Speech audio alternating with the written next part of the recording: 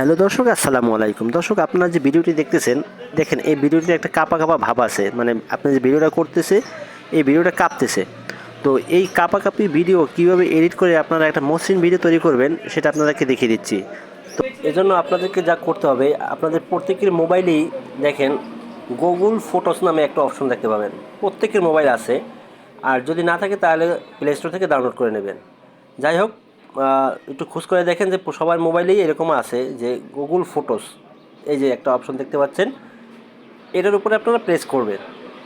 এটার উপর প্রেস করার পরে আপনাদেরকে এরকম আপনাদের যে গ্যালারিতে নিয়ে যাবে, অর্থাৎ আপনার যেই জায়গায় আপনার ভিডিও আছে ওইটার উপরে নিয়ে যাবে।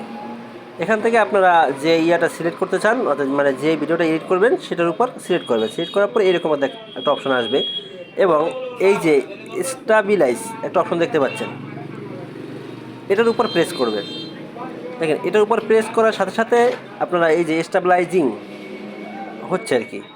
তো এটা হয়তো একটু সময় লাগে, বেশি সময় লাগে, অর্থাৎ ভিডিও যদি বড় হয় তাহলে একটু সময় লাগবে, আর ছোটো হলে সমস্যা নাই, খুব তাড়াতাড়ি হয়ে যাবে।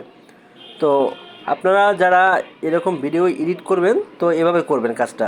এভাবে কাজ করার পরে দেখেন, এটা নিচে একটা অপশন দেখতে পাচ্ছেন যে সেভ কপি, এরকম একটা অপশন দেখতে পারবেন। অর্থাৎ স্টেবিলাইজ হওয়ার পরে এরকম একটা অপশন দেখতে পারবেন, এটার উপর সেভ করবেন। সেভ করার পরে দেখেন, আমি যে ভিডিওটা এডিট করলাম, দেখেন এখন আর কাঁপতেছে না। দেখেন, আগে যে ভিডিওটা দেখছেন সেটার সাথে এটা তুলনা করে দেখেন, ভিডিওটা কিন্তু কাঁপতেছে না। তো দর্শক, যদি আমার ভিডিওটা আপনাদের কাছে ভালো লেগে থাকে তাহলে অবশ্যই চ্যানেলটি সাবস্ক্রাইব করবেন এবং ফলো করে সাথে থাকবেন। ধন্যবাদ সবাইকে ভিডিওটি দেখার জন্য।